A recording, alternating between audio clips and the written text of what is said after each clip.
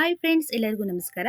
ಇವತ್ತಿನ ವಿಡಿಯೋದಲ್ಲಿ ಮನೆಯಲ್ಲಿ ಇರುವ ಪದಾರ್ಥಗಳನ್ನು ಉಪಯೋಗಿಸ್ಬಿಟ್ಟು ಆರೋಗ್ಯಕರವಾದ ಒಂದು ಕಷಾಯವನ್ನು ಯಾವ ರೀತಿ ಮಾಡೋದು ಅನ್ನೋದನ್ನ ತೋರಿಸ್ತಾ ಇದ್ದೀನಿ. ಕೆಮ್ಮು, ಕಫ ಮತ್ತು ಶೀತ ಹೆಚ್ಚಾಗಿ ಇದ್ದಾಗ ಈ ರೀತಿ ಕಷಾಯವನ್ನು ಮಾಡಿಬಿಟ್ಟು ಕುಡಿಯೋದ್ರಿಂದ ಬೇಗನೆ ಕಮ್ಮಿ ಆಗುತ್ತೆ. ಬೇಕಾಗುವ ಪದಾರ್ಥಗಳು: ಒಂದು ವಿಳೆದೆಲೆ,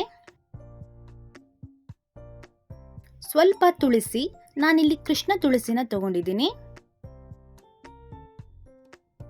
ದೊಡ್ಡ ಪತ್ರೆಯನ್ನ ಚಿಕ್ಕ ಚಿಕ್ಕ ಎಲೆಗಳನ್ನ 6 ತಗೊಂಡಿದ್ದೀನಿ. 1 ಇಂಚಷ್ಟು ಹಸಿ ಶುಂಠಿ, ಸ್ವಲ್ಪ ಬೆಲ್ಲ, 1 ಟೀ ಸ್ಪೂನ್ ಕರಿಮೆಣಸು ಅಥವಾ ಬ್ಲ್ಯಾಕ್ ಪೆಪ್ಪರ್. ವಿಳೆದೆಲೆ, ತುಳಸಿ ಮತ್ತು ದೊಡ್ಡ ಪತ್ರೆಯನ್ನ ಚೆನ್ನಾಗಿ ತೊಳೆದ್ಬಿಟ್ಟು ತಗೊಂಡಿದ್ದೀನಿ. ಒಂದು ಪಾತ್ರೆಯನ್ನ ತಗೊಂಡಿದ್ದೀನಿ. ಈ ರೀತಿ ದೊಡ್ಡ ಗ್ಲಾಸಲ್ಲಿ 2 ಗ್ಲಾಸ್ ನೀರನ್ನ ತಗೊಂಡಿದ್ದೀನಿ. 2 ಗ್ಲಾಸ್ ನೀರನ್ನ ಪಾತ್ರೆಗೆ ಹಾಕ್ತಾ ಇದ್ದೀನಿ.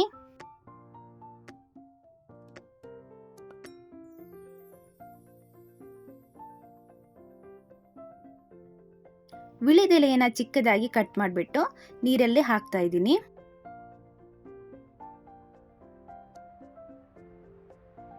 ನಂತರ ತುಳಸಿ ಮತ್ತು ದೊಡ್ಡಪತ್ರೆ ಎಲೆಯನ್ನ ಹಾಕ್ತಾ ಇದ್ದೀನಿ.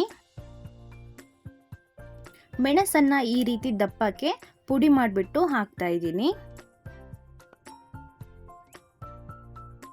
ಹಸಿ ಶುಂಠಿಯನ್ನ ಜಜ್ಜಿಬಿಟ್ಟು ಹಾಕ್ತಾ ಇದ್ದೀನಿ. ನಂತರ ಗ್ಯಾಸ್ ಮೇಲೆ ಪಾತ್ರೆಯನ್ನ ಇಟ್ಟಿದ್ದೀನಿ.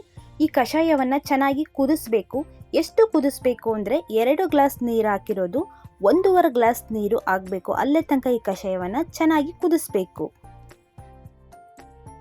ಇವಾಗ ಈ ಕಷಾಯ ರೆಡಿ ಆಗಿದೆ. ಅದಕ್ಕೆ ಬೆಲ್ಲವನ್ನು ಸೇರಿಸ್ಬಿಟ್ಟು 2 ನಿಮಿಷ ಕುದಿಸ್ತಾ ಇದ್ದೀನಿ.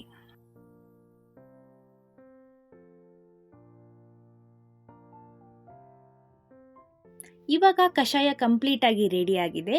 ಗ್ಯಾಸ್ ಫ್ಲೇಮನ್ನು ಆಫ್ ಮಾಡಿ 1 ಚಿಟಿಕೆ ಅಡಿಗೆ ಅರಿಶಿನವನ್ನು ಸೇರಿಸ್ತಾ ಇದ್ದೀನಿ. ಸೇರಿಸ್ಬಿಟ್ಟು ಒಂದ್ಸಲಿ ಮಿಕ್ಸ್ ಮಾಡಬೇಕು. ಕಷಾಯವನ್ನು ಒಂದು ಗ್ಲಾಸಿಗೆ ಸೋಸ್ಕೊತಾ ಇದ್ದೀನಿ. ಹಸಿ ಶುಂಠಿ ಮತ್ತು ಮೆಣಸನ್ನು ಹಾಕಿರುವುದರಿಂದ ಈ ಕಷಾಯ ಸ್ವಲ್ಪ ಖಾರವಾಗಿರುತ್ತೆ. ಅದಕ್ಕೋಸ್ಕರ 1 ಗ್ಲಾಸ್ ಕಷಾಯವನ್ನು 3 ಭಾಗ ಮಾಡಿಬಿಟ್ಟು ದಿನಕ್ಕೆ 3 ಸಲ ತಗೋಬೇಕು. ಫ್ರೆಂಡ್ಸ್, ಈ ಕಷಾಯವನ್ನು 6 ವರ್ಷ ಮೇಲ್ಪಟ್ಟ ಮಕ್ಕಳಿಗೆ ಕೊಡಬಹುದು. ಟೀ ಸ್ಪೂನಲ್ಲಿ 2 ಟೀ ಸ್ಪೂನ್ ಅಥವಾ 3 ಟೀ ಸ್ಪೂನ್ ಕೊಡಬಹುದು.